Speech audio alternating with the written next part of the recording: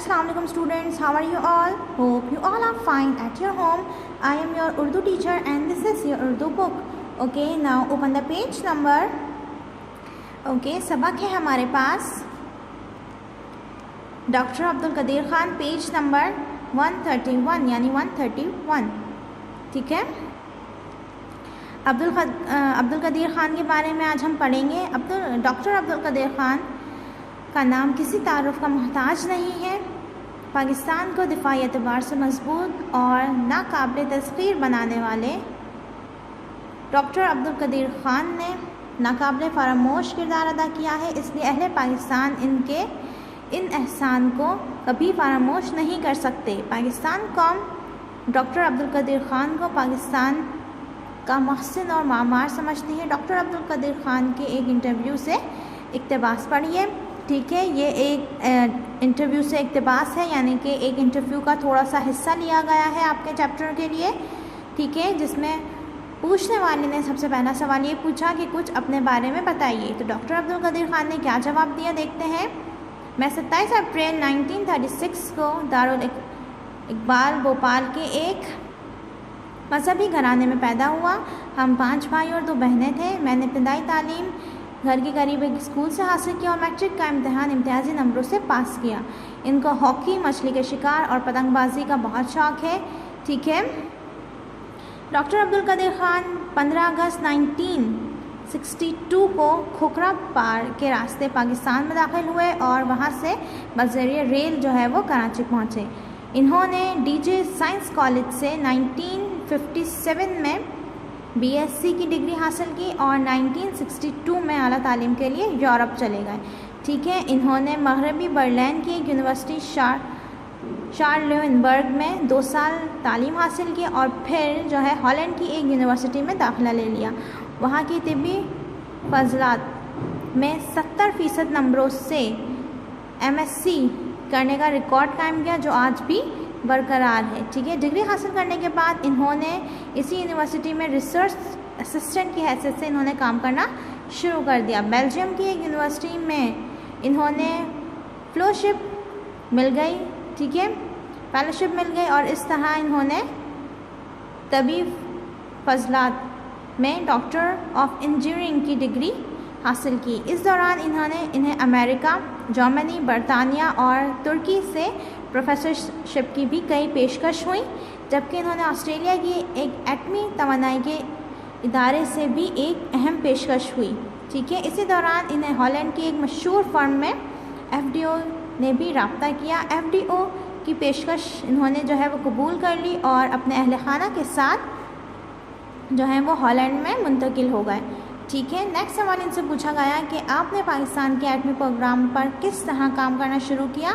तो जवाब में इन्होंने बताया कि इन्होंने एफडीओ में दिसंबर 1975 तक काम करते रहे. ये इन्होंने फिर उस वक्त वज़ीर आज़म, जो उस वक्त के वज़ीर आज़म थे जुल्फ़िकार अली भुट्टो के पुरस्कार करने पर जो है वो पाकिस्तान हमेशा के लिए मुंतकिल होने का फ़ैसला कर लिया. जब इन्होंने पाकिस्तान आई तो मुल्क में साइंसी टेक्नोलॉजी की तरक्की और तदरीज के लिए कोई काम नहीं हो रहा था.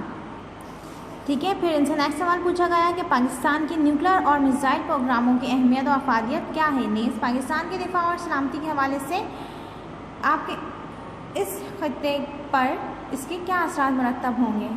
तो फिर इन्होंने जवाब दिया कि हमारे न्यूक्लियर और मिसाइल प्रोग्रामों से इस खत्ते पर मस्बत असरात मुरत्तब होंगे. आपको इल्म है कि दूसरी जंग अज़ीम 50 साल से ज़्यादा अरसा गुजर चुका है, लेकिन दोनों सुपर ताकतों अमेरिका और रूस के दरमियान सख्त तनाव के बावजूद दूसरी जंग अज़ीम नहीं हुई. इसका मतलब ये हुआ कि एक दूसरे की जौहरी सलाहत ने इन दोनों जंग से बाज रखा है. ठीक है, यानी कि अभी जो तीसरी जंग है जो अभी तक नहीं हुई, वो इसी वजह से नहीं हुई है क्योंकि दोनों जो सुपर पावर हैं अमेरिका और रूस, वो बहुत ज़्यादा ताकतवर हैं और दोनों एक दूसरे की ताकतों से जो है वो दोनों एक दूसरे की ताकतों को जानती हैं कि दोनों एक दूसरे से मुकाबला फ़िलहाल नहीं कर सकती क्योंकि दोनों के पास सुपर पावर्स हैं. ठीक है, इसीलिए अभी तीसरी जंग अज़ीम नहीं छिड़ी है क्योंकि दोनों अभी सुपर पावर जो है वो मुल्कों में शुमार होते हैं। और जिस भी दिन एक भी यूरोप या अमेरिका ने एक और ऐसी एटमी ताकत यानी कि कोई भी एक ऐसी चीज़ बना ली जो दूसरे मुल्क पर भारी पड़ सके, तो वो उसी टाइम जो है वो फिर इनसे पूछा गया कि फ़ी ज़माना साइंस और टेक्नोलॉजी की ज़रूरत किस कदर है। इन उलूम की तरक्की याफ्ता ममालिक की मईशत और फ़नी तरक्की में क्या किरदार अदा किया है। क्या ये उलूम हथियार साजी के साथ साथ दूसरे शोबे जात, सनद और ज़राअत में भी कारआमद हो सकते हैं। तो उनका जवाब है कि ये साइंस और टेक्नोलॉजी का दौर है और कोई भी कौम इस मैदान में तरक्की किए बगैर माशी इस्तेहकाम हासिल नहीं कर सकती। ठीक है, यूरोपीय ममालिक की तरक्की का राज भी साइंसी तरक्की में पोशीदा है। उन्होंने तवानाई, सेहत, सनत और ज़राअत जैसे अहम शोबों में जौहरी टेक्नोलॉजी से बहुत इस्तेफ़ादा किया है। किसी भी मुल्क की तरक्की और खुशहाली की बुनियाद सनद और ज़राअत पर होती है और इन शोबों में तरक्की की बुनियाद तवानाई में खुद किफ़ालत पर है। इसलिए यूरोपीय ममालिक ने सबसे पहले तवानाई के शोबों में किफ़ालत हासिल की। ठीक है, फिर इनसे नेक्स्ट सवाल ये पूछा गया कि 28 मई 1998 यानी यौम तकबीर को आपके ज़ाती एहसासात क्या थे। जवाब में वो कहते हैं 28 मई का तारीख़ साज दिन मेरी ज़िंदगी का हासिल है, क्योंकि आज से 22 साल पहले मैंने पाकिस्तान को एटमी क़ुव्वत बनाने का जो ख्वाब देखा था वो इसकी ताबीर का लम्हा था। अल्लाह का शुक्र है कि इसकी मदद से ये अहम प्रोजेक्ट तकमील तक पहुंचा और मैं अपनी कौम के सामने सुरखरू हुआ। ठीक है, आपने इस चैप्टर को बहुत अच्छी तरीके से रीडिंग करनी है, क्योंकि ये एक बहुत इम्पॉर्टेंट चैप्टर है। इसमें आपको डॉक्टर अब्दुल कदीर ख़ान के बारे में बहुत कुछ जानने के लिए मिलेगा। ठीक है, अब हम इसकी मश्क की तरफ चलते हैं। ओके स्टूडेंट, सबसे पहले आप अपनी कॉपी में टाइटल पेज बनाएंगे और नेक्स्ट पेज पे आप उन्वान की हेडिंग डाल के सवाल जवाब करेंगे। इस चैप्टर के अल्फाज मायने आप नहीं करेंगे। ओके, पहला सवाल है आपके पास, डॉक्टर अब्दुल कदीर ख़ान कब और कहाँ पैदा हुए। जवाब में आप लिखेंगे डॉक्टर अब्दुल कदीर ख़ान 28 अप्रैल 1936 को दारुल इक़बाल भोपाल के एक मजहबी घराने में पैदा हुए।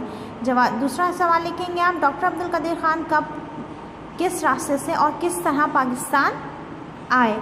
तो जवाब में आप लिखेंगे डॉक्टर अब्दुल कदीर ख़ान 15 अगस्त 1952 को खोखरा पाक के रास्ते से पाकिस्तान में दाखिल हुए और वहां से बज़रिया रेल कराची पहुंचे। तीसरा सवाल आप लिखेंगे डॉक्टर अब्दुल कदीर ख़ान ने MSc की डिग्री लेने के बाद पहली मुलाजमत कहाँ और किस ओहदे पर की।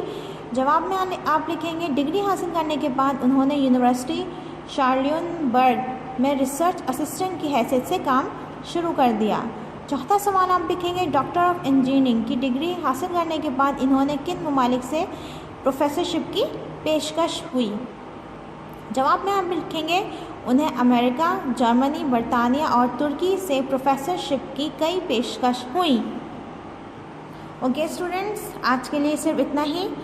इस चैप्टर का हम बाकी काम कल करेंगे इंशाल्लाह। तब तक के लिए अल्लाह हाफ़िज़, अपना ख्याल रखिए।